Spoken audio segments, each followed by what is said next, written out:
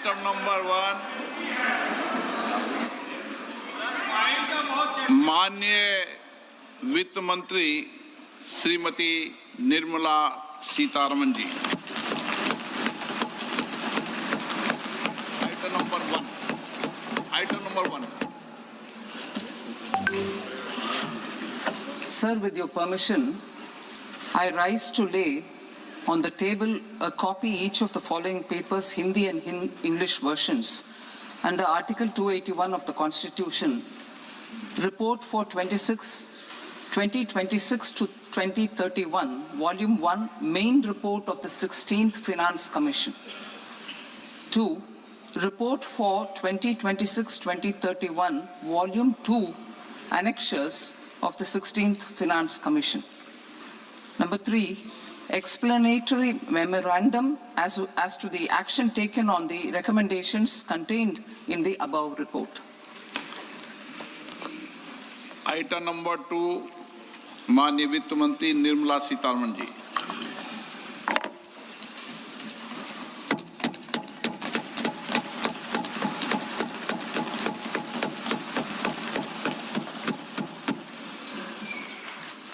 Honorable Speaker, sir, on the sacred occasion of Magh Purnima and the birth anniversary of Guru Ravidas, I present the budget for the year 2026-2027. Since we assumed office 12 years ago, India's economic trajectory has been marked by stability, fiscal discipline, sustained growth, and moderate inflation. This is the result of conscious choices we have made, even in times heightened uncertainty and disruption. Our government, led by Honorable Prime Minister Modi, has decisively and consistently chosen action over ambivalence, reform over rhetoric, and people over populism. We have pursued far-reaching structural reforms, fiscal prudence and monetary stability, whilst maintaining a strong thrust on public investment, keeping Atmanirbharta as a low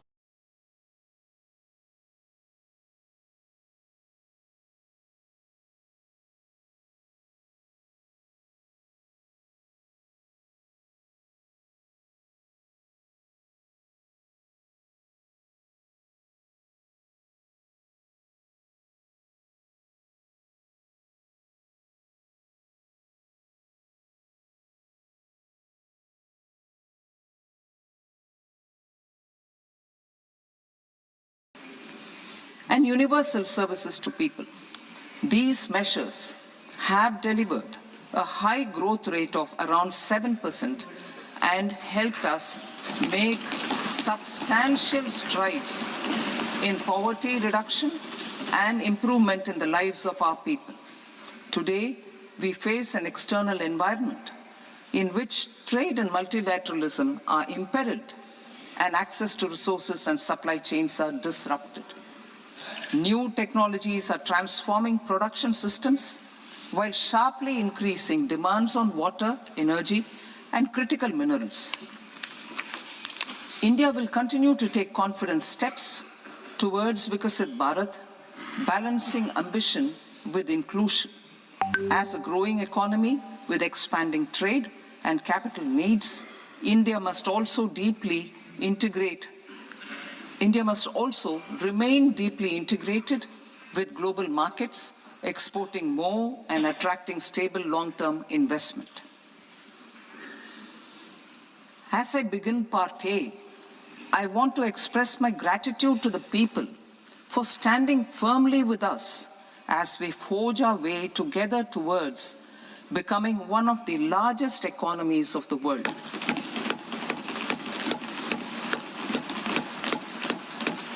Our aim is to transform aspiration into achievement and potential into performance as we ensure that the dividends of growth reach every farmer, the scheduled caste, the scheduled tribes, the nomads, the youth, the poor, and the women.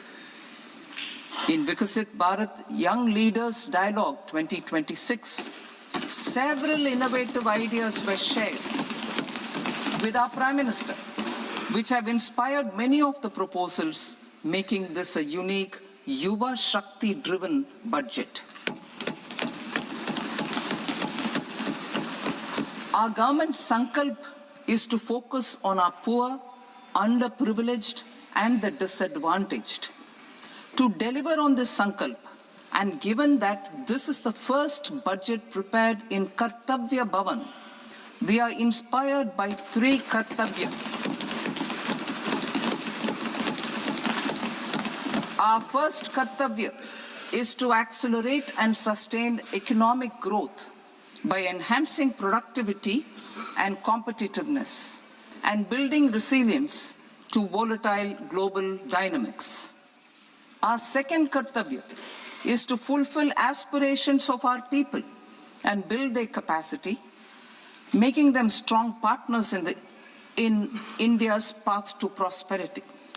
Our third Kartavya, aligned with our vision of Sabka Saath, Sabka Vikas, is to ensure that every family, community, region, and sector has access to resources, amenities, and opportunities for meaningful participation. This threefold approach requires a supportive ecosystem. The first requirement is to sustain the momentum of structural reforms, continuous, adaptive, and forward-looking.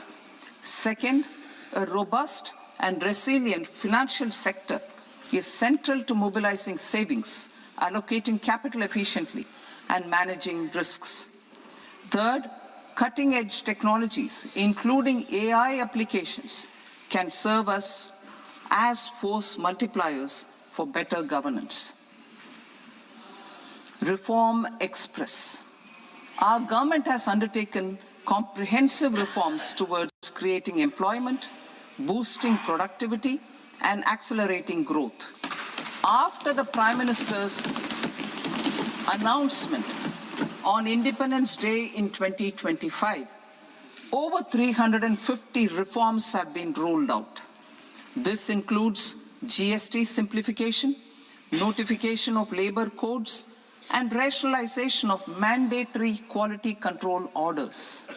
High-level committees have been formed, and in parallel, the central government is working with the state governments on deregulation and reducing compliance requirements. The Reform Express is well on its way and will maintain its momentum to help us fulfill our Kartavya. I now move to specific proposals.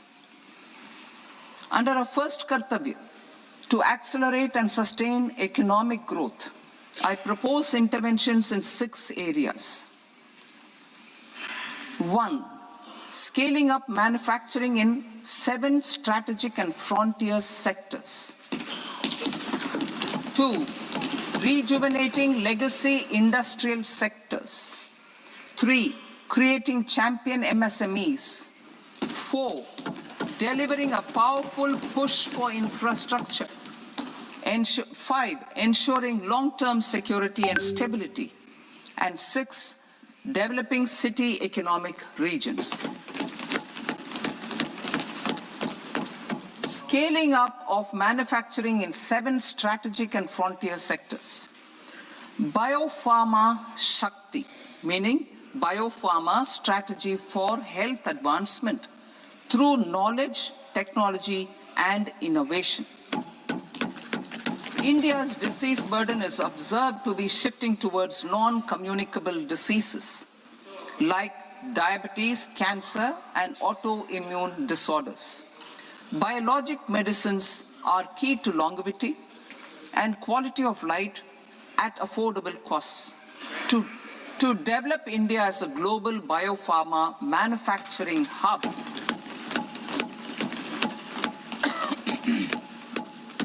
I propose the Biopharma Shakti with an outlay of 10,000 crores over the next 5 years. This will build the ecosystem for domestic production of biologics and biosimilars. The strategy will include a biopharma-focused network with 3 new national institutes of pharmaceutical education and research, popularly known as NIPERs, and upgrading 7 existing ones. It will also create a network of 1,000 accredited India clinical trials sites. We propose to strengthen the Central Drug Standard Control Organization to meet global standards and approve timeframes through and approval timeframes through a dedicated scientific review cadre and specialists. India's semiconductor mission 1.0 expanded India's semiconductor sector capabilities.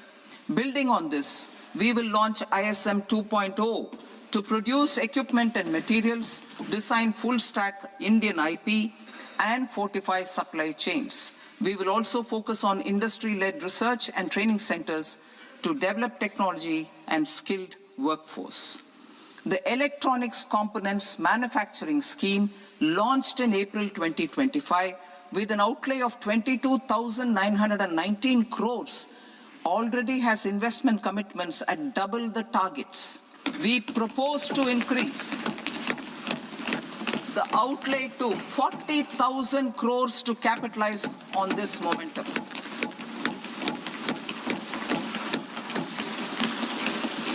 A scheme for rare earth permanent magnets was launched in 2025 November. We now propose to support the mineral-rich states of Odisha, Kerala, Andhra Pradesh, and Tamil Nadu to establish dedicated rare earth corridors to promote mining, processing, research, and manufacturing. To enhance domestic chemical production and reduction import dependency and reduce import dependency, we will launch a scheme to support states in establishing 3 dedicated chemical parks through challenge route on a cluster-based plug-and-play model. Strong capital goods.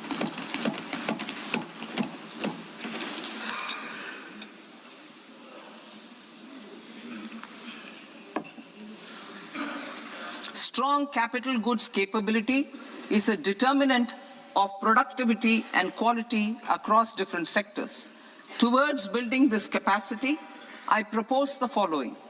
High-tech tool rooms will be established by central public sector enterprises at 2 locations as digitally enabled automated service bureaus that locally design, test, and manufacture high-precision components at scale and at lower cost. 2, a scheme for enhancement of construction and infrastructure equipments will be introduced to strengthen domestic manufacturing of high value and technologically advanced CIE. This can range from lifts in a multi-storied apartment or firefighting equipment in multiplexes, large or small, and to tunnel boring equipments for building metros and high-altitude roads. I also propose a scheme for container manufacturing to create a globally competitive container manufacturing ecosystem with a budgetary allocation of 10,000 crores over a 5-year period. For the labor-intensive textile sector, I propose an integrated program with 5 subparts. 1, the National Fiber Scheme for self-reliance in natural fibers, such as silk, wool, and jute, man-made fibers, and new-age fibers. Textile expansion and employment scheme to modernize traditional clusters with capital support for machinery, technology upgradation, and common testing and certification centers. 3, the National Handloom and Handicraft Program to integrate and strengthen existing schemes and ensure targeted support for weavers and artisans. Tex Eco Initiative to promote globally competitive and sustainable textiles and apparels.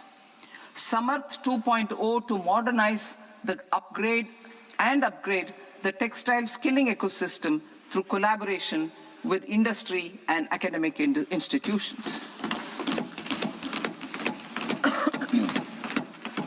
Further, I propose to set up mega textile parks in challenge mode. They can also focus on bringing value addition to technical textiles. I propose to launch the Mahatma Gandhi Gram Swaraj initiative to strengthen khadi, handloom, and handicrafts. This will help in global market linkage and branding. It will streamline and support training, skilling, quality of process, and production. This will benefit our weavers, village industries, one district, one product, ODOP initiative, and also our rural youth. India has the potential to emerge as a global hub for high quality, affordable sports goods. I propose a dedicated initiative for sports goods that will promote manufacturing, research, and innovation in equipment design as well as material sciences. Rejuvenation of legacy industrial clusters. I propose to introduce a scheme to revive 200 legacy industrial clusters to improve their cost competitiveness and efficiency through infrastructure and technology upgradation. Creating champion SMEs and supporting micro enterprises. Recognizing MSMEs as a vital engine of growth, I propose a three-pronged approach to help them grow as champions. Equity support. I propose to introduce a dedicated 10,000 crores SME growth fund to create future champions, incentivizing enterprises based on select criteria. I also propose to top up the Self-Reliant India Fund set up in 2021 with 2,000 crores to continue support to micro enterprises and maintain their access to risk capital. Liquidity support. With TREDS, more than 7 lakh crore has been made available to MSMEs. To leverage its full potential, I propose 4 measures. 1. Mandate TREDS as the transaction settlement platform for all purchases from MSMEs by CPSEs, serving as a benchmark for other corporates. 2. Introduce a credit guarantee support mechanism through CGT MSE for invoice discounting on TREDS platform. 3. Link GEM with TREDS for sharing information with financiers about government purchases from MSMEs, encouraging cheaper and quicker financing. 4. Introduce TREDS receivables as asset-backed securities, helping develop a secondary market, enhancing liquidity and settlement of transactions. Professional support. Government will facilitate professional institutions such as the ICAI, ICSI, ICMAI to design short-term modular courses and practical tools to develop a cadre of corporate mitras, especially in Tier 2 and Tier 3 towns. These accredited para-professionals will help MSMEs meet compliance requirements at affordable costs. Infrastructure. During this past decade, our government has undertaken several initiatives for large-scale enhancement of public infrastructure, including through new financing instruments such as Infrastructure Investment Trust (InvITs) and Real Estate Investment Trust (REITs), and institutions like NIIF and NABFID. We shall continue to focus on developing infrastructure in cities with over 5 lakh population, that is tier 2, tier 3 cities, which have expanded to become growth centers. Public capital expenditure has increased manifold from 2 lakh crore in 2014-15 to an allocation of 11.2 lakh crore in BE 25-26. In this coming year, that is financial year 2026-27, I propose to increase it to 12.2 lakh crores to continue the momentum. To strengthen the confidence of private developers regarding risks during infrastructure development and construction phase, I propose to set up an infrastructure risk guarantee fund to provide prudentially calibrated partial credit guarantee to lenders. Over the years, rights have emerged as a successful instrument for asset monetization. I propose to accelerate recycling of significant real estate assets of the CPSEs through the setting up of dedicated rights. To promote environmentally sustainable movement of cargo, I propose to 1. Establish new dedicated freight corridors connecting Dankuni in the east to Surat in the west. Operationalize 20 new national waterways over the next 5 years. Starting with National Waterways 5 in Orissa to connect mineral-rich areas of Talcher and Angul and industrial centers like Kalinga Nagar to the ports of Paradeep and Dhamra. Training institutes will be set up as regional centers of excellence for development of required manpower for these waterways. This will benefit youth in the entire stretch of the waterways to train and acquire skills. Further, a ship repair ecosystem catering to inland waterways will also be set up at Varanasi and Patna. And C, launch a coastal cargo promotion scheme for incentivizing a modal shift from rail to road to increase the share of inland waterways and coastal shipping from 6% to 12% by 2047. To enhance last mile and remote connectivity and promote tourism, I propose to give incentives to indigenize manufacturing of seaplanes. A seaplane VGF scheme will be also introduced to provide support for operations. Carbon capture, utilization and storage. Aligning with the roadmap launched in December 2025, the carbon capture,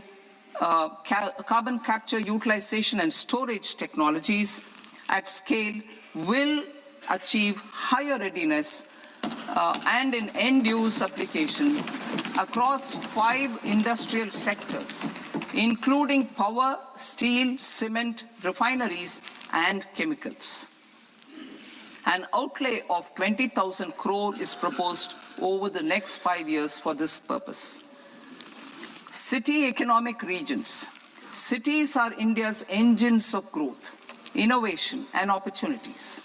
We shall now focus on tier 2, tier 3 cities, and even temple towns, which need modern infrastructure and basic amenities. This budget aims to further amplify the potential of cities to deliver the economic power of agglomerations by mapping city economic regions based on their specific growth drivers. An allocation of 5,000 crore per CER over 5 years is proposed for implementing their plans through a challenge mode with a reform-cum-result-based financing mechanism. In order to promote environmentally sustainable passenger systems, we will develop 7 high-speed rail corridors between cities as growth connectors, namely Mumbai to Pune, Pune to Hyderabad, Hyderabad to Bengaluru, Hyderabad to Chennai, Chennai to Bengaluru, Delhi to Varanasi, Varanasi to Siliguri.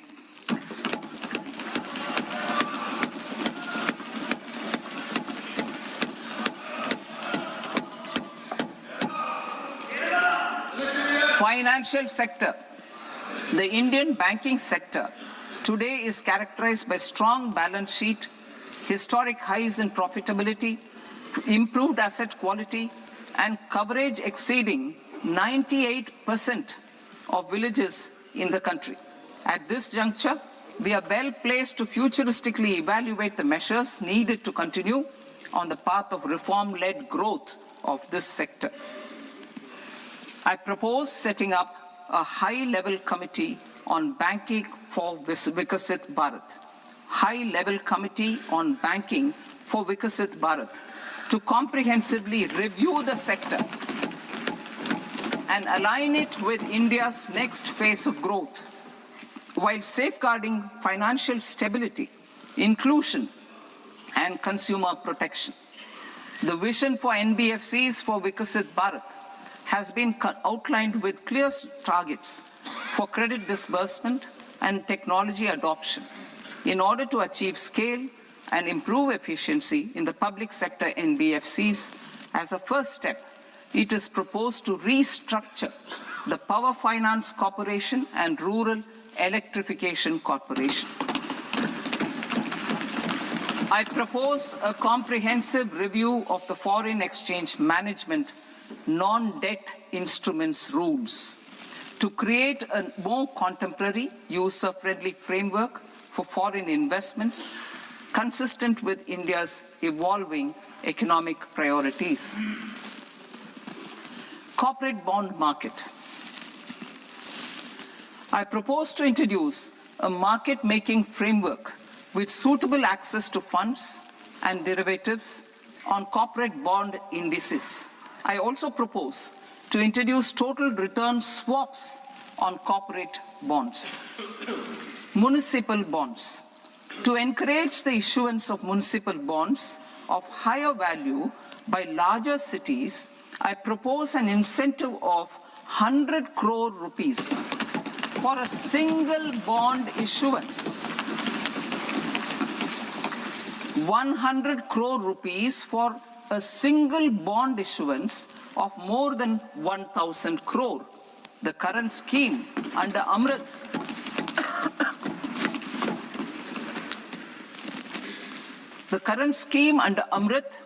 which incentivizes issuances up to 200 crores only, will also continue to support smaller and medium towns. That will also continue to support the smaller and medium towns. Ease of doing business. Individual persons resident outside India, PROI, will be permitted to invest in equity instruments of listed Indian companies through the Portfolio Investment Scheme. It is also proposed to increase the investment limit for an individual PROI under the scheme from 5% to 10%, with an overall investment limit for all individual PROIs to 24% from the current 10%. Emerging technologies including AI. 21st century is technology-driven. Adoption of technology is for the benefit of all people. Farmers in the field, women in STEM, youth keen to upskill, and Divyangjan to access newer opportunities. The government has taken several steps to support new technologies through AI Mission, National Quantum Mission, Anusandhan National Research Fund, and Research and Development and Innovation Fund.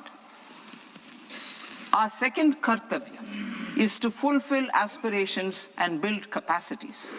Close to 25 crore individuals have come out of multi-dimensional poverty through a decade of our government's sustained and reform-oriented efforts.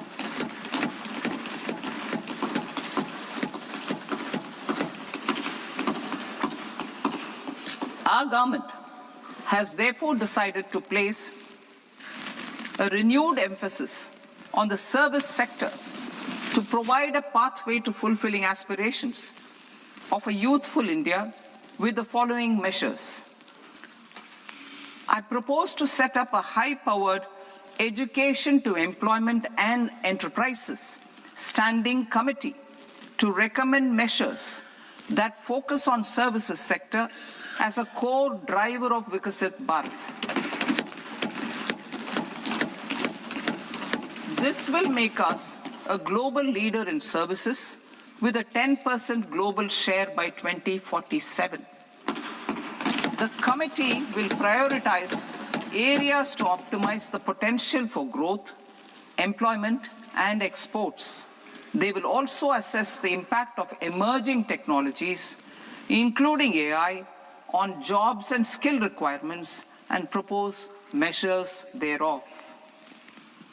To create a range of skilled career pathways, a new range of skilled career pathways for our youth, I propose interventions in the following sectors. Health. Existing institutions for allied health professionals will be upgraded and new AHP institutions established in private and government sectors. This will cover 10 selected disciplines, including optometry, radiology, anesthesia, OT technology, applied psychology and behavioral health, and add 1 lakh AHPs over the next 5 years. A strong care system covering geriatric and allied care services will be built. A variety of NSQF-aligned programs will be developed to train multi-skilled caregivers, combining core care and allied skills such as wellness, yoga, and operation of medical assistive devices. In the coming year, 1.5 lakh caregivers will be trained.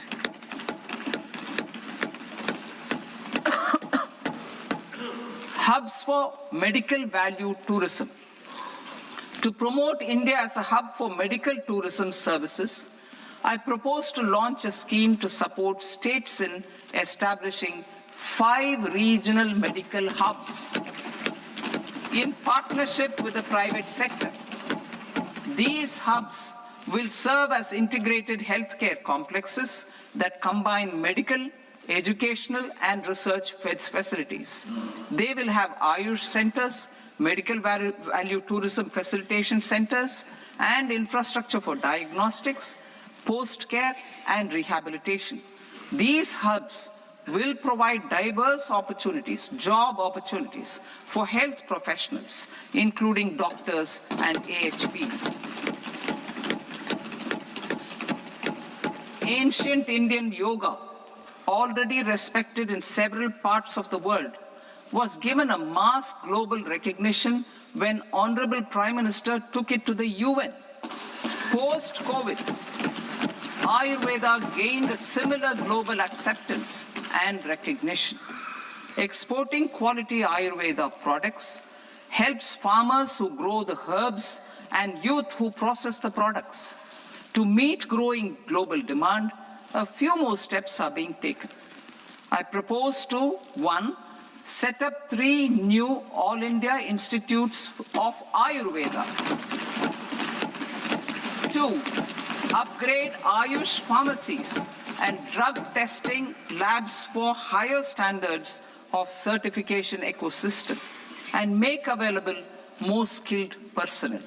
3, upgrade the WHO Global Traditional Medicine Center in Jamnagar to bolster evidence-based research, training, and awareness for traditional medicine. Animal husbandry. Livestock contributes to close to 16% of farm income, including of poor and marginal households. to scale up availability of veterinary professionals by more than 20,000. I propose to roll out a loan-linked capital subsidy support scheme for establishment of veterinary and para-veterinary colleges, veterinary hospitals, diagnostic laboratories, and breeding facilities in private sector.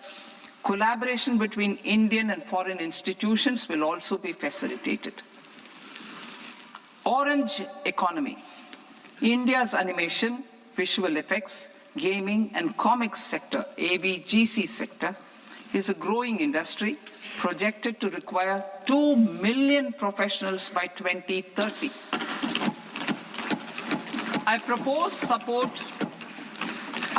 to support the Indian Institute of Creative Technologies, Mumbai, in setting up AVGC content creator labs in 15,000 secondary schools all over the country and 500 colleges. The Indian design industry is expanding rapidly, and yet there is a shortage of Indian designers. I propose to establish, through Challenge Route, a new National Institute of Design to boost design education and development in the eastern region of India. Education. Our government will support states through Challenge Route in creating 5 university townships in the vicinity of major industrial and logistics corridors. These planned academic zones will host multiple universities, colleges, and research institutions, skill centers, and residential complexes. In higher education, STEM institutions, prolonged hours of study and laboratory work pose some challenges for girl students. Through VGF, Viability Gap Funding and capital support, one girls' hostel will be established in every district.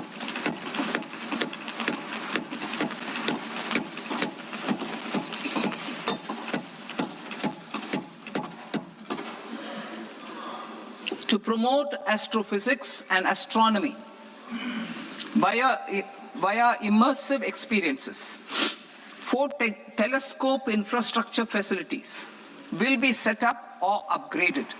The National Large Solar Telescope, the National Large Optical Infrared Telescope, the Himalayan Chandra Telescope, and the Cosmos 2 Planetarium. Tourism. The tourism sector has the potential to play a large role in the employment generation, forex earnings, and expanding the local economy. I propose to set up a National Institute of Hospitality by upgrading the existing National Council for Hotel Management and Catering Technology. It will function as a bridge between academia, industry, and government.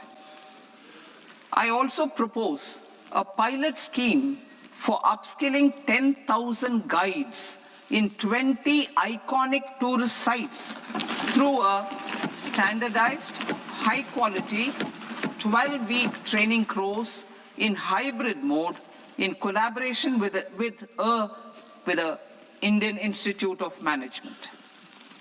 A national destination digital knowledge grid will be established to digitally document all places of significance, cultural, spiritual, and heritage. This initiative will create a new ecosystem of jobs for local researchers, historians, content creators, and technology partners. India has the potential and opportunity to offer world-class trekking and hiking experience. We will develop ecologically sustainable mountain trails in Himachal Pradesh, Uttarakhand, and Jammu Kashmir. Also in Araku Valley in the Eastern Ghats and Podigai Malai in the Western Ghats. Turtle trails along key nesting sites in the coastal areas of Odisha, Karnataka and Kerala. And 3, bird watching trails along the Pulikat Lake in Andhra Pradesh, Tamil Nadu. It's on the border. Under the visionary leadership of Honorable Prime Minister, we established the International Big Cat Alliance in 2024. This year, India is hosting the first ever Global Big Cat Summit, where heads of governments and ministers from 95 range countries will deliberate on collective strategies for conservation. Heritage and culture tourism. I propose to develop 15 archaeological sites, including Lothal, Dolavira, Rakhi Gadi, Adichanallur, Saranath, Hastinapur, and Leh Palace into vibrant experiential cultural destinations. Excavated landscapes will be open to the public through curated walkways. Immersive storytelling skills and technologies will be introduced to help conservation labs, interpretation centers, and guides. The sports sector provides multiple means of employment, skilling, and job opportunities. Taking forward the systematic nurturing of sports talent, which is set in motion through the Khelo India program earlier, I propose to launch a Khelo India mission to transform the sports sector over the next decade. The mission will facilitate an integrated talent development pathway supported by training centers, which are foundational, intermediate, and elite levels. B, systematic development of coaches and support staff. C, integration of sports science and technology. D, competitions and leagues to promote sports culture and provide platforms. And E, development of sports infrastructure for training and competition. Our third Kartavya aligns with our vision of Sabka Saath, Sabka Vikas towards Vikasit Bharat. This requires targeted efforts for 1, increasing farmer incomes through productivity enhancement and entrepreneurship, with special attention to small and marginal farmers. B, empowering Divyangjan through access to livelihood opportunities, training, and high-quality assistive devices. C, empowering the vulnerable to access mental health and trauma care. D, focus on the Purvodaya states and the Northeast region to accelerate development and employment opportunities. Fisheries. We will undertake initiatives for integrated development of 500 reservoirs and Amrit Sarovars. 2, strengthen the fisheries value chain in coastal areas and enable market linkages involving startups and women-led groups together with fish farmer producer organizations. Animal husbandry. To provide quality employment opportunities in rural and peri-urban areas, we will support the animal husbandry sector in entrepreneurship development through A, credit-linked subsidy program, B, scaling up and modernization of livestock enterprises, C, enhanced creation of livestock, dairy, and poultry, enhanced creation of livestock, dairy, and poultry-focused integrated value chains, and D, encourage creation of livestock farmer-producer organizations. High-value agriculture.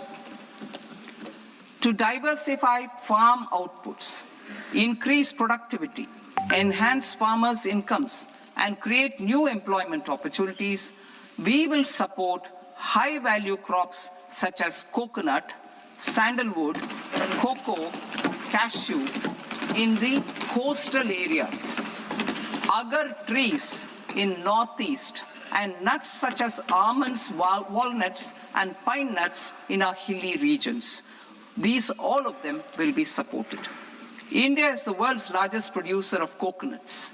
About 30 million people, including nearly 10 million farmers, depend on coconuts for their livelihood. To further enhance competitiveness in coconut production, I propose a coconut promotion scheme to increase production and enhance productivity through various interventions, including replacing and non-productive trees with new saplings or plants or varieties in major coconut growing states.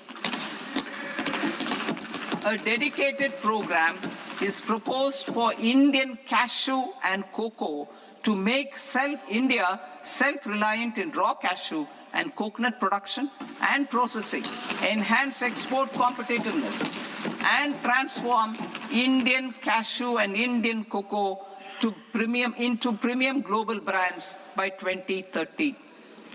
Sandalwood. Sandalwood is closely linked to India's social and cultural heritage.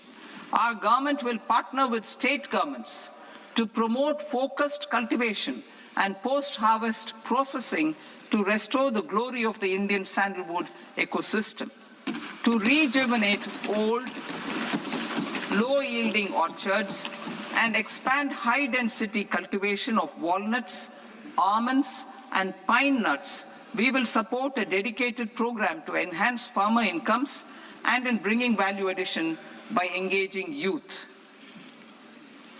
Bharat Vistar, that is virtually integrated system to access agricultural resources.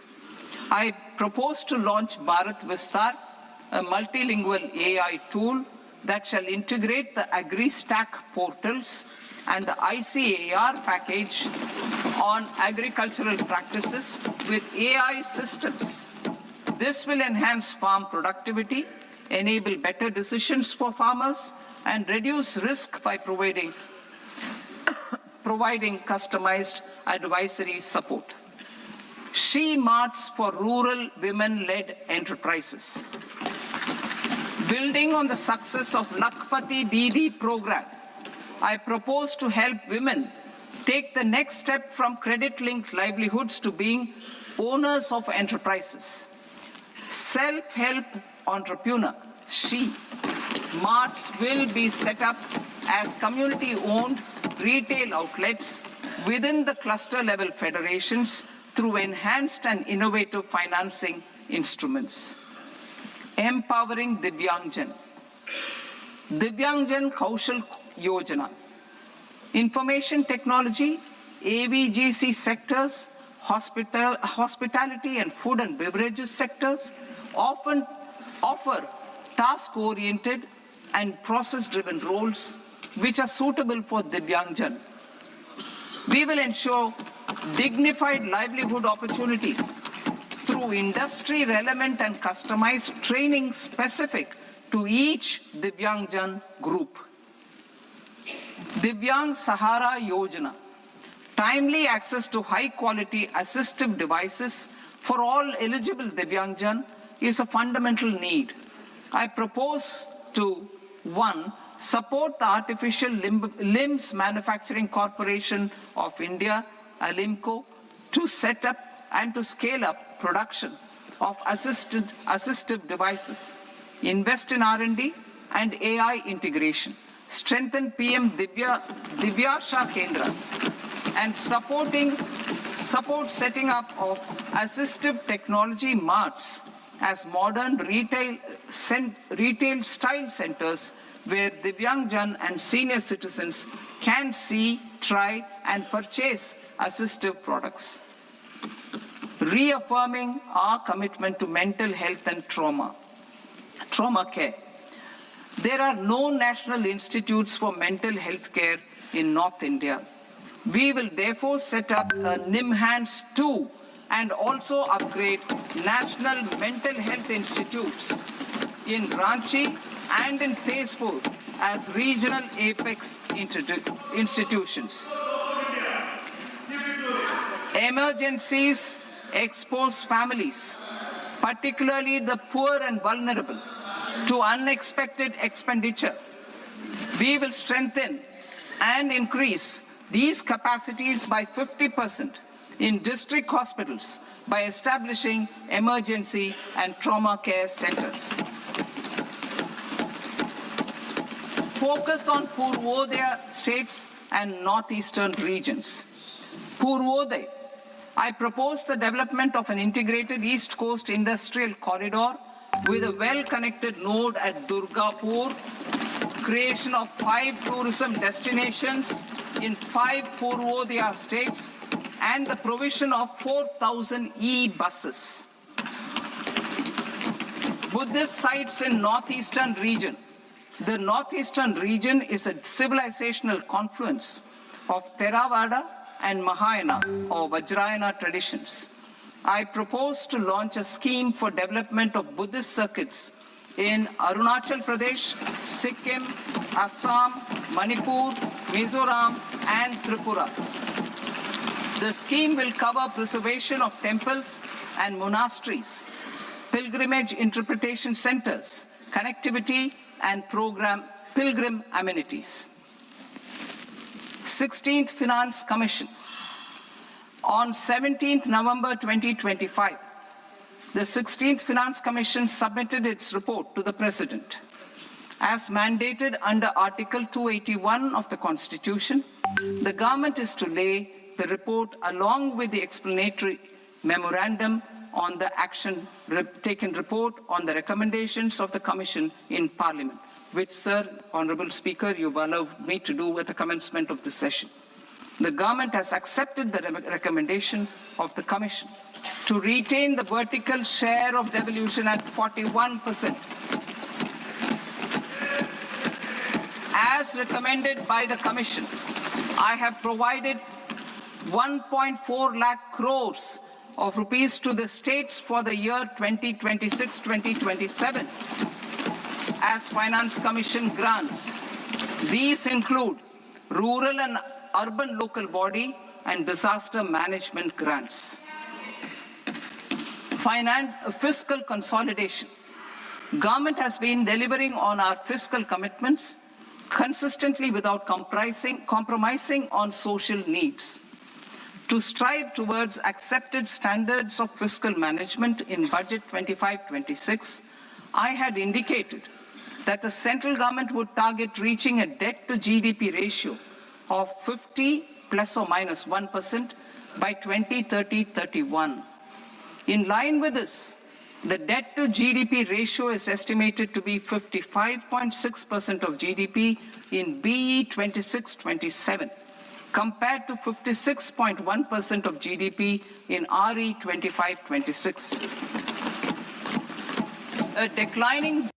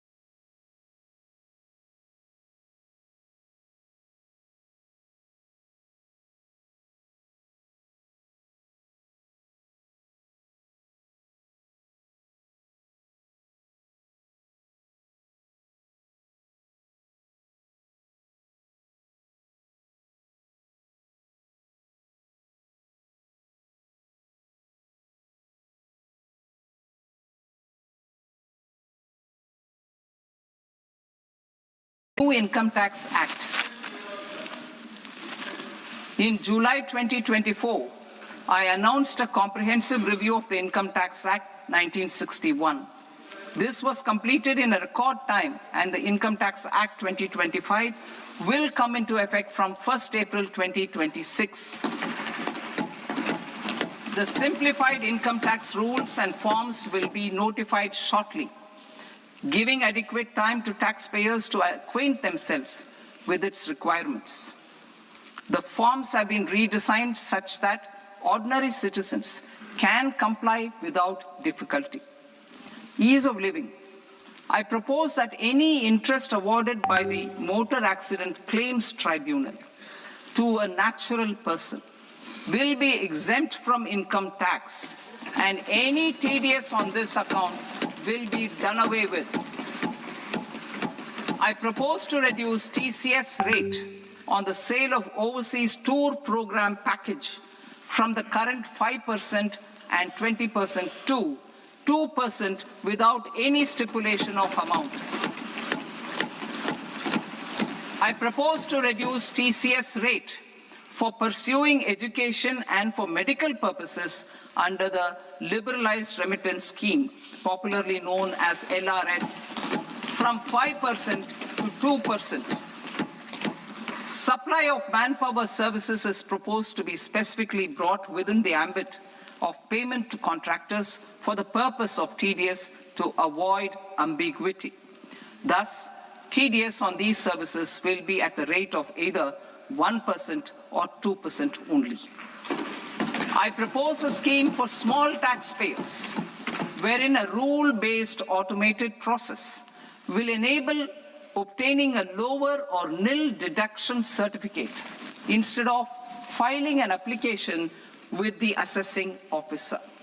For the ease of taxpayer holding securities in multiple companies, I propose to enable depositories to accept Form 15G or Form 15H from the investor and provide it directly to various relevant companies. I propose to extend time available for revising returns from 31st December to up to 31st March with the payment of a nominal fee. I also propose to stagger the timeline for filing of tax returns. Individuals with ITR 1 and ITR 2 returns will continue to file till 31st July, and non-audit business cases or trusts are proposed to be allowed time till 31st August. TDS on sale of immovable property by a non-resident is proposed to be deducted and deposited through resident buyers and his or her PAN-based challan instead of requiring a TAN, which is a temporary accounting number. To address practical issues of small taxpayers like students, young professionals, tech employees, relocated NRIs, and such others, I propose to introduce a one-time 6-month foreign asset disclosure scheme for these taxpayers to disclose income or assets below a certain size. This scheme would be applicable for two categories of taxpayers, namely, A, who did not disclose their overseas income or assets, and B, who disclosed their overseas income and or paid due tax but could not declare the asset acquired. For category A, the limit of undisclosed income or asset is proposed to be up to 1 crore rupees. They need to pay 30% of fair market value of asset or 30% of undisclosed income as tax and 30% as additional income tax in lieu of penalty, and would thereby get immunity from prosecution. For category B, asset value is proposed to be up to 5 crore rupees. Here, immunity from both penalty and prosecution will be available with a payment of fee of 1 lakh rupees. Rationalizing penalty and prosecution. Multiplicity of proceedings are hindrance to the ease of doing business. I propose to integrate assessment and penalty proceedings by way of a common order for both. There will be no interest liability on the taxpayer on the penalty amount for the period of appeal before the first appellate authority, irrespective of the outcome of appeal process. Further,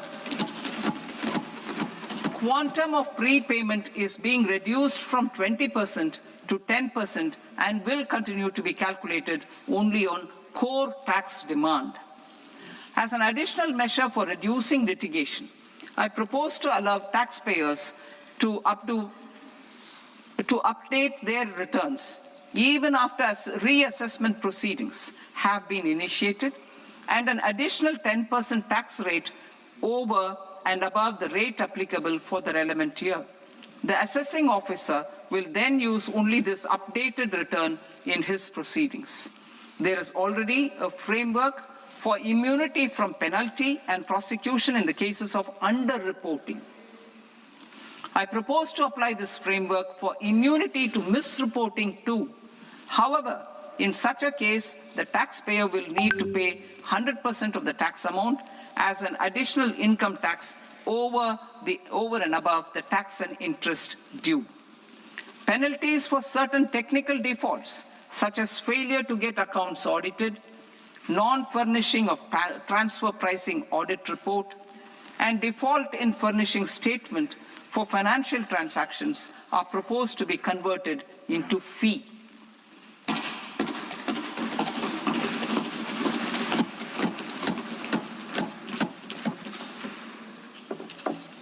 I propose to rationalize prosecution framework under Income Tax Act while maintaining a careful balance for deterrence in some serious offense.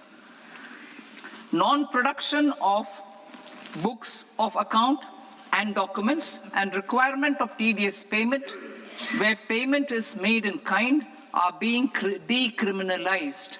Further, minor offenses will attract fine only. The remaining prosecutions will be graded commensurate with the quantum of offense.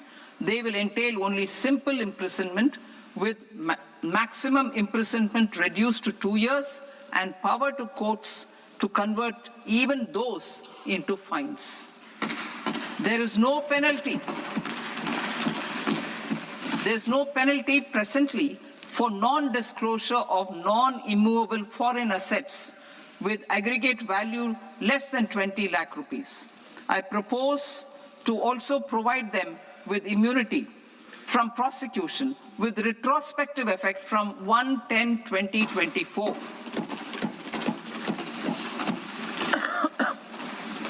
Cooperatives. Deduction is already allowed to a primary cooperative society engaged in supplying milk, oilseeds, fruits or vegetables raised or grown by its members. I propose to extend this deduction to also include supply of cattle feed and cotton seed produced by its members. I propose to allow inter-cooperative society dividend income as deduction under the new tax regime to the extent it is further distributed to its members. I further propose to allow exemption for a period of 3 years to dividend income received by a notified national cooperative federation on their investments made in companies up to 31/1/2026. This exemption would be allowed only for dividends further distributed to its member cooperatives. Supporting IT sector as India's growth engine. India is a global leader in software development services, IT-enabled services, knowledge process outsourcing services, and contract R&D services relating to software development. These businesses and their segments are quite interconnected with each other. All these services are proposed to be clubbed under a single category of information technology services with a common safe harbor margin of 15.5% applicable to all. The threshold for availing safe harbor for IT services is being enhanced substantially from 300 crore rupees to 2,000 crore rupees. Safe harbor for IT services shall be approved by an automated rule-driven process without any need for tax officer to examine and accept the application. Once applied by an IT services company, the same safe harbor can be continued for a period of 5 years at a stretch at its choice. For IT services companies who want to conclude advanced pricing agreement, APA, I propose to fast-track unilateral APA process for IT services and endeavor to conclude it within a period of 2 years. The period of 2 years can be extended by a further period of 6 months on taxpayers' request. I propose to extend the facility of modified returns available to the entity entering APA to its associated entities also. Attracting global business and investment. Recognizing the need to enable critical infrastructure and boost investment in data centers, I propose to provide tax holiday till 2047 to any foreign company that provides cloud services to customers globally by using data center services from India. It will, however, need to provide services to Indian customers through an Indian reseller entity. I also propose to provide a safe harbor of 15% on cost in case the company providing data center services from India is a related entity. To harness the efficiency of just-in-time logistics for electronic manufacturing, I propose to provide safe harbor to non-residents for component warehousing in a bonded warehouse at a profit margin of 2% of the invoice value. The resultant tax of about 0.7% will be much lower than in competing jurisdictions. To provide fillip to toll manufacturing in India, I propose to provide exemption from income tax for 5 years to any non-resident who provides capital goods, equipment, or tooling to any toll manufacturer in a bonded zone. To encourage vast pool of global talent to work in India for a longer period of time, I propose to provide exemption to global, non-India sourced income of a non-resident expert for a stay period of 5 years under notified schemes. I propose to provide exemption from minimum alternate tax, the MAT, to all non-residents who pay tax on presumptive basis. Tax administration. I propose to constitute a joint committee of Ministry of Corporate Affairs and Central Board of Direct Taxes for incorporating the requirements of income computation and disclosure standards, the ICDS, in the Indian Accounting Standards, IND AS itself. Separate accounting requirement based on ICDS will be done away with from the tax year 27-28. To support Prime Minister Modi's vision of homegrown accounting and advisory firms to become global leaders, I propose to rationalize the definition of accountant for the purposes of safe harbor rules. Other tax proposals. Change in taxation of buyback was brought in to address the improper use of buyback route by promoters. In the interest of minority shareholders, I propose to tax buyback for all types of shareholders as capital gains. However, to disincentivize misuse of tax arbitrage, promoters will pay an additional buyback tax. This will make effective tax 22% for corporate promoters. For non-corporate promoters, the effective tax will be 30%.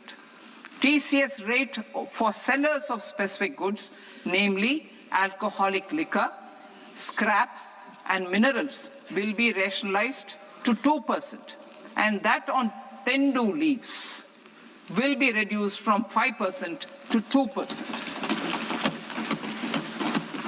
I propose to raise the STT on futures to 0.05% from the present 0.02%. STT on options premium and exercise of options are both proposed to be raised to 0.15% from the present rate of 0.1% and 0.125% respectively. We reformed the taxation landscape for corporates in 2019 by providing them a simplified regime with lower tax rate so that they could productively focus on business rather than on claim of deductions and exemptions. To encourage companies to shift to the new regime, set off of brought forward MAT credit, minimum alternate tax credit, is proposed to be allowed to companies only in the new regime.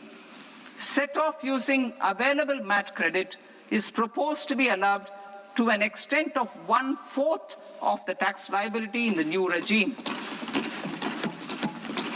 MAT is proposed to be made final tax, so there will be no further credit accumulation from 1st April 2026.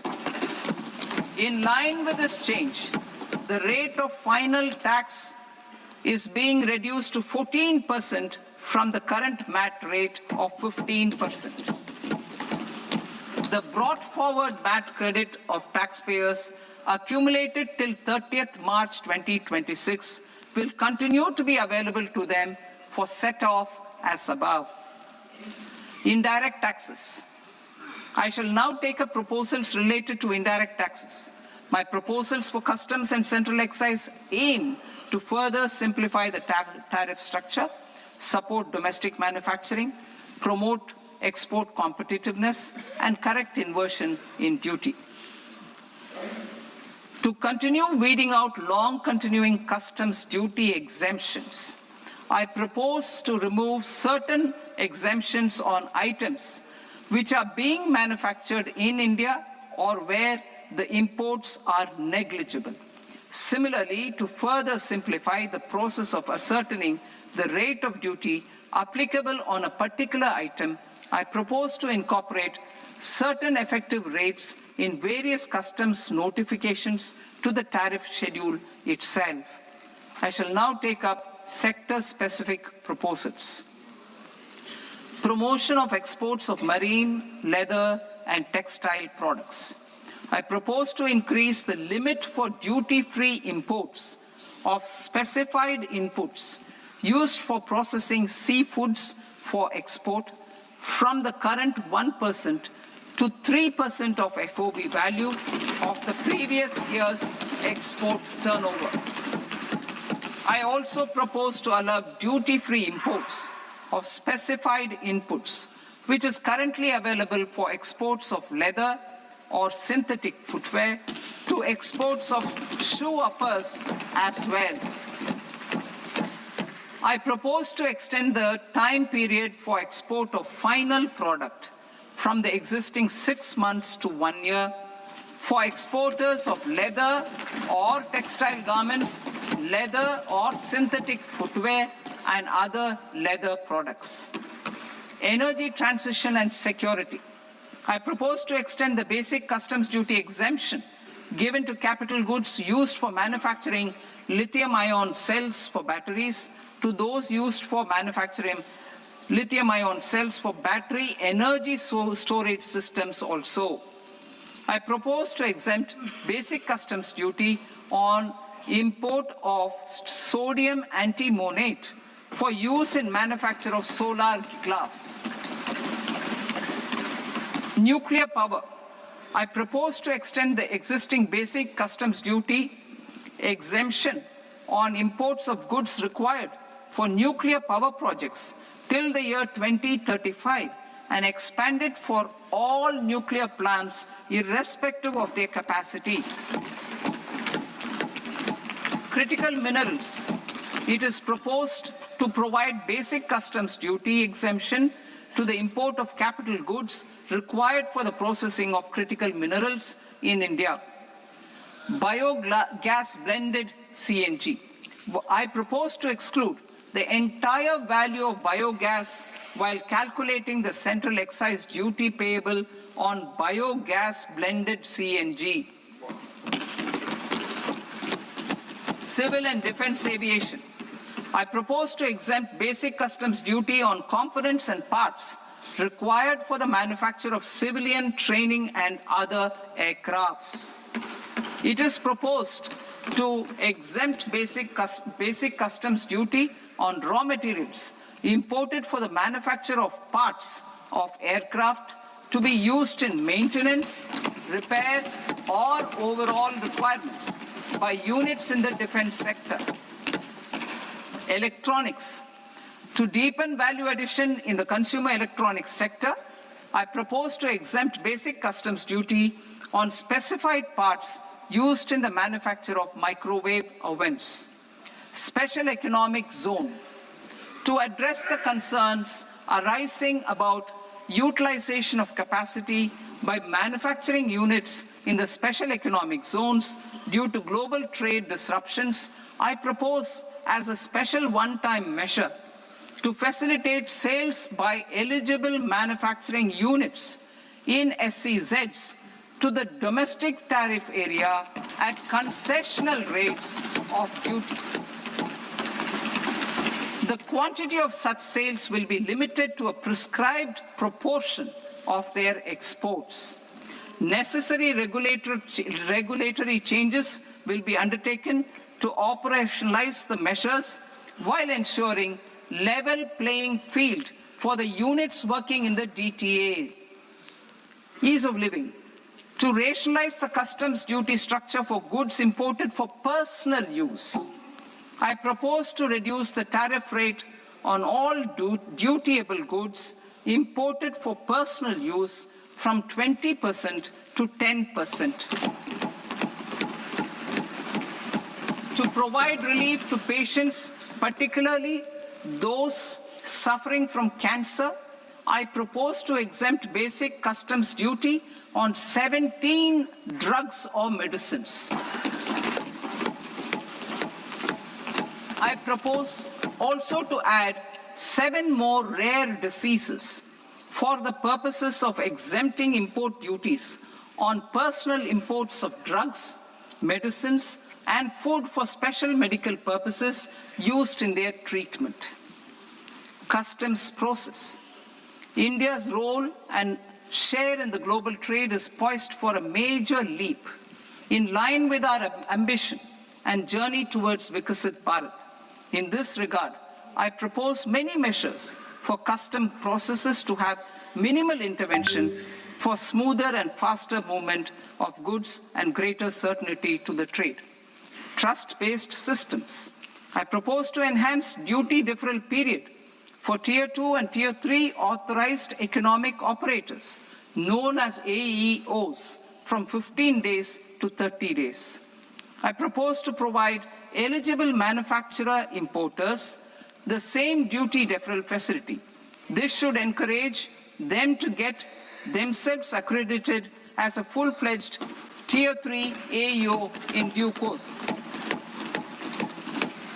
To provide greater certainty and for better business planning, I propose to extend validity period of advance ruling binding on customs from the present 3 years to 5 years.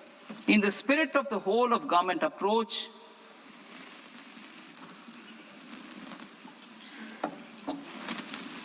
government agencies will be encouraged to leverage AEO accreditation for preferential treatment in clearing their cargo.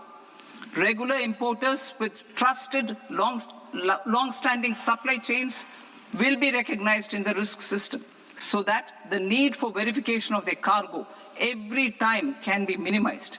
Export cargo using electronic sealing. Export cargo using electronic sealing will be provided through clearance from the factory premises to the ship. For import of goods not needing any compliance, filing of bill of entry by a trusted importer and arrival of goods will automatically notify customs for completing their clearance formalities. This will enable goods to be released immediately on arrival. The customs warehouse framework will be transformed into a warehouse operator-centric system with a self-declarations, electronic tracking, and risk-based audit. These reforms will move away from the current system of officer-dependent approvals and reduce transaction delays and compliance costs. Ease of doing business. Approvals required for cargo clearance from various government agencies will be seamlessly processed through a single and interconnected digital window by the end of the financial year. Processes involved in clearance of food, drugs, plant, and animal and wildlife products, accounting for about 70% of interdicted cargo, will be operationalized on this system by April 2026 itself. For goods not having any compliance requirement, clearance will be done by customs immediately after online registration is completed by the importer, subject to the payment of duty. Customs integrated system will be rolled out in 2 years as a single integrated and scalable platform for all customs processes. Utilization of non-intrusive scanning with advanced imaging and AI technology for risk assessment will be expanded in a phased manner with the objective to scan every container across all the major ports. New export opportunities. To support Indian fishermen to fully harness the economic value of marine resources beyond our territorial waters, the following measures will be taken. A. Fish catch by an Indian fishing vessel in exclusive economic zone or on the high seas will be made free of duty. Landing of such fish on foreign port will be treated as export of goods. Safeguards will be put in place to prevent misuse during fish catch, transit, or transshipment. To support aspirations of India's small businesses, artisans, and startups to access global markets through e-commerce, I am pleased to announce complete removal of the current value cap of 10 lakh rupees per consignment on courier exports. In addition, handling of rejected and returned consignments will be improved with effective use of technology for identifying such consignments. I propose to revise provisions governing baggage clearance during international travel to address genuine concerns of passengers. The revised rules will enhance duty-free allowances in line with the present-day travel realities and provide clarity in temporary carriage of goods brought in or taken out. There are honest taxpayers who are willing to settle disputes by paying all their dues, but they get deterred due to negative connotation associated with penalty. They will now be able to close cases by paying an additional amount in lieu of penalty. Honorable Speaker, sir, with this, I commend the budget to this august House. Jai Hind.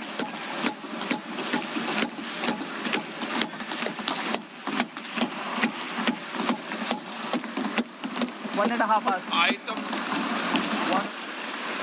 Item number 3, माननीय वित्त मंत्री जी.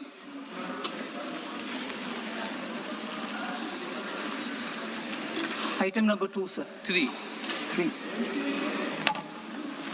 Sir, with your permission, I rise to lay on the table of the following statements under Section 3, 1 of the Fiscal Responsibility and Budget Management Act of 2003. Medium-term fiscal policy cum fiscal policy strategy statement and macroeconomic framework statement. Item number 4, माननीय वित्त मंत्री जी. Sir, with your permission, I move for leave to introduce the Finance Bill 2026. प्रश्न ये कि विधेयक को पुनर्स्थापित करने की अनुमति प्रदान की जाए. जो सदस्य इस पक्ष में हाँ गए, जो सदस्य विरोध में ना गए, मेरे विचार में निर्णय हाँ वालों के पक्ष में हाँ वालों के पक्ष में अनुमति प्रदान की जाती है. माननीय मंत्री जी, आप विधेयक पूरे स्थापित करें. Sir, I introduce the bill. माननीय सदस्य, आपको सूचित किया जाता है कि माननीय वित्त मंत्री जी के बजट भाषण की कॉपी पब्लिकेशन काउंटर पर ली जाती है. बजट भाषण और बजट से संबंधित दस्तावेज आपके मोबाइल फोन और मेंबर पोर्टल्स पर ही उपलब्ध है. सभा की कार्रवाई कल सोमवार दिनांक 2 फरवरी 2026 को प्राप्त 11 बजे तक के लिए स्थगित की जाती है.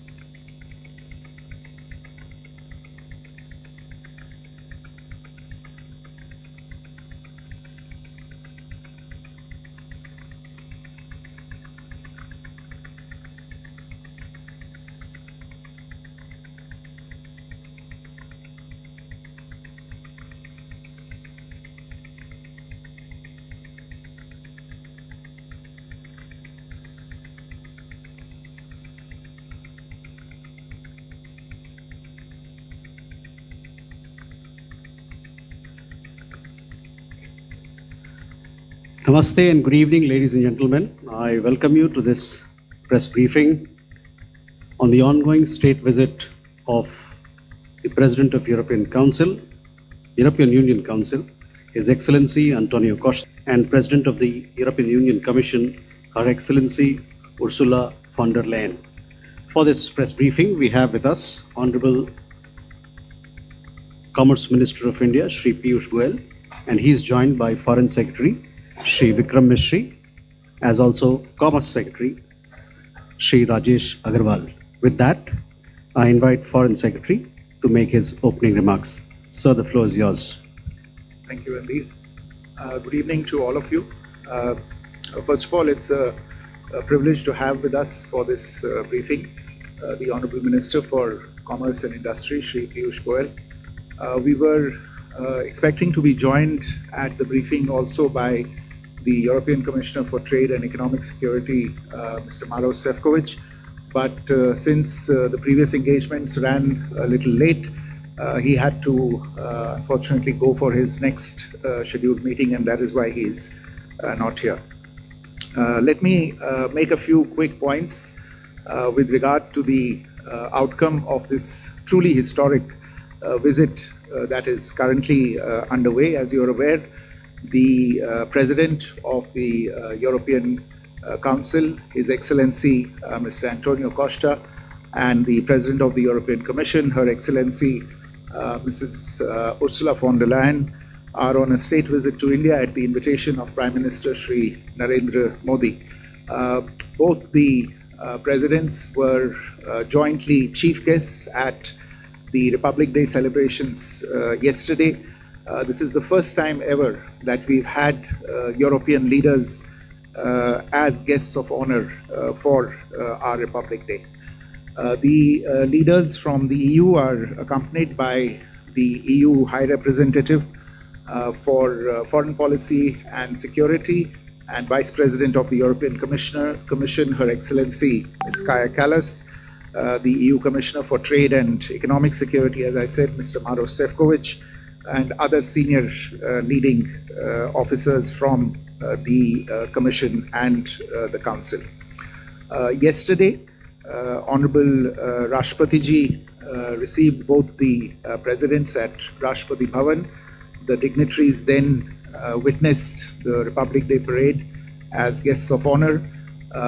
For the first time ever, there was a EU contingent, in fact, consisting of European Union military staff and the European Union naval operations, Atalanta and Aspides, representatives from both of these operations participating in the Republic Day parade.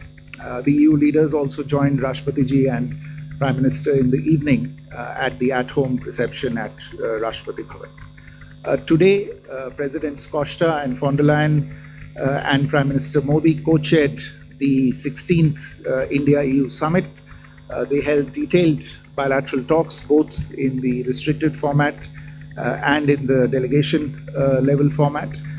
Prime Minister hosted a luncheon in honor of the visiting presidents. There were several key documents that were signed and exchanged before the leaders, including, as you have all come to know by now, the joint announcement on the conclusion of the negotiations of a landmark and historic India-EU Free Trade Agreement. And the Business Forum comes at a timely moment, straight in the wake of the completion of negotiations of the India-EU FTA, because we will need the businesses on the two sides to quickly translate the intention of the FTA into concrete outcomes. The Honorable Vice President of India would also be meeting with both the distinguished guests, and later today President Costa and President von der Leyen will be calling on Rashtrapati Ji, who will also host a banquet in honor of the visiting dignitaries. Let me very quickly give you a broad context and flavor of this visit and the outcomes thereof. The outcomes are deeply strategic in nature, and I would urge you to look at each of the outcomes for its specific significance in the overall scheme of things between India and the European Union. Over the last decade, relations between India and the European Union have grown steadily. They have grown not just in scale, but in significance as well, as evidence from the level and the frequency of contacts and engagements between the two sides. In our fast-changing world, the strategic partnership between India and the EU has a value beyond the bilateral context, particularly as we witness shifts in the global economic, technological, and strategic landscape. As the world's second and fourth largest markets, India and the EU also have very high stakes on all critical global challenges of the day, including overdependence and concentration of global manufacturing and supply chains on a limited set of geographies, an ineffective multilateral system, emerging multipolarity, and growing protectionist tendencies in different parts of the world. And therefore, as two large pluralistic democracies and open market economies, our leaders have resolved to take this very strategic partnership forward for mutual benefit and for the greater good of the global population as a whole. Our relations got a very big boost last year with the historic visit of the EU College of Commissioners, which facilitated a whole-of-government approach to our most immediate priorities, which include some of the outcomes today. And in fact, we've seen very substantial outcomes today, underlining the strategic importance that both sides attach to the bilateral relationship and to further elevating the India-EU strategic partnership. Today's summit, the 16th India-EU summit, was held after a gap of about 5.5 years. And as I said, it is a milestone, not only in terms of the outcomes, but also the quality of the outcomes, but also their numbers and the potential impact that they have. the leaders announced the successful conclusion of negotiations of the India-EU FTA. Trade and economic ties are central to this strategic partnership. EU as a bloc is one of the largest bilateral trading partners of India. Bilateral trade in 24-25 was close to $136 billion, with Indian exports of $76 billion and imports of $60 billion. Services trade between the two sides is around $83 billion. The FTA that was whose negotiations were concluded and announced today will have a transformative role. Beyond boosting bilateral trade, they will boost investment, strengthening of supply chain integration, and support of sustainable growth on both sides. It is important to note that despite these obviously impressive numbers that are already there in the bilateral context, there has always been enormous room for growth in the bilateral relationship, room that was hitherto unexplored and which will now be leveraged to mutual benefit by the two sides. A second very important outcome of today's meeting, especially in the overall strategic context of the relationship, is the EU-India Security and Defence Partnership, which was signed and exchanged today. While we have defence and security partnerships with several individual EU member states, this framework agreement on security and defence issues between India and the EU will be a first. It will bolster our engagements in maritime security, on defense industry, on cyberspace, and on counterterrorism. Particularly, this would allow Indian defense companies to benefit from the opportunities arising from the EU's own very significant defense initiatives that are underway. The two sides have also announced the launch of negotiations for a security of information agreement, which again demonstrates the long-term and strategic view that the two sides are taking of their relationship. A third outcome that I would want to invite your attention to is the document towards 2030, an India-EU Joint Comprehensive Strategic Agenda, which is a new roadmap to reinforce our strategic partnership and set the trajectory for advancing the relations across multiple pillars. These pillars include prosperity and stability, technology and innovation, security and defense, connectivity, and people-to-people ties for the next 5 years. I would urge you to go into the details of this particular roadmap to see the depth of intensity and the breadth of coverage that we intend to bring to this relationship. Finally, the two sides also concluded an MOU on comprehensive framework on cooperation on mobility. This is again the first such mobility-related agreement that we are concluding at the EU level with any partner. For the EU, this is a first with any partner for them.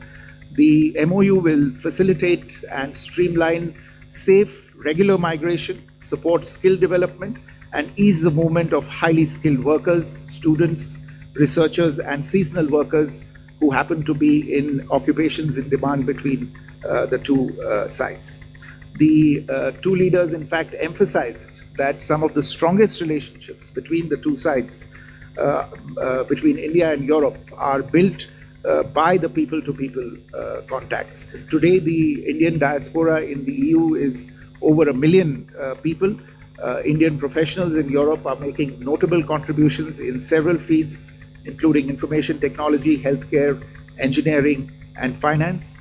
There are more than 100,000 Indian students in Europe who continue to pursue higher education in leading universities in the EU. In addition to these agreements that I have outlined, there were a number of other important understandings that were reached. This includes the announcement of projects under the India-EU trilateral partnership, the renewal of the India-EU agreement for scientific and technological cooperation until 2030, the administrative arrangement on advanced e-signatures and seals, an MOU between the Reserve Bank of India and the European Securities and Market Authority, an administrative arrangement on cooperation in disaster risk management, and Again, very, very importantly, a decision to launch exploratory talks on the association of India with Horizon Europe. Horizon Europe is the world's largest public scientific research program, and India's association with this program can bring us great benefits in the future. In addition, we've constituted an India-EU task force on green hydrogen and set up a EU pilot legal gateway office in India to enhance skill mobility and launch of negotiations, as I said earlier, for an India-EU security of information agreement. So to conclude, the visit of Presidents Costa and von der Leyen to India is emblematic of our trusted and strategic partnership. We are confident that this visit will instill further momentum to deepening of India-EU ties, create more business opportunities, lead to job creation and intensified cooperation in education and scientific research, opportunities for students, enhanced mobility for professionals and highly skilled workers, and open a new chapter in security and defense cooperation between India and the EU. I want to end by citing two quotations from the leaders at the meeting. President von der Leyen said that the world is waiting for more from EU and India. So this was really an expression of the potential that is there in this deeply strategic relationship that the two sides are now beginning to explore much more fully. And Prime Minister said during his intervention during the talks that the EU and India have put in place a blueprint for shared prosperity. I think these are the indicators of the sentiment behind the meeting today. Again, an indication of the strategic significance of this visit and of the outcomes that have marked this visit. I'll stop here. Honorable Minister would like to brief you further on the key outcome. Thank you, Vikram. And I'd like to begin by congratulating 1.4 billion brothers and sisters in India. 140 crore देशवासियों को बधाई देना चाहूँगा. Just like Foreign Secretary just articulated in great detail, this visit is extraordinary. It goes far beyond a free trade agreement. It goes far beyond the humongous potential that is being unlocked with the free trade agreement. It is truly a statement of deep partnership and the strategic intent of the European Union and India coming together in a multitude of areas to strengthen our partnership, to work together for the shared prosperity and a better future for 1/3 of humanity. It is a reflection that when 25% of global trade decides to strengthen the strategic partnership, including with the free trade agreement, it unlocks the doors to defense cooperation,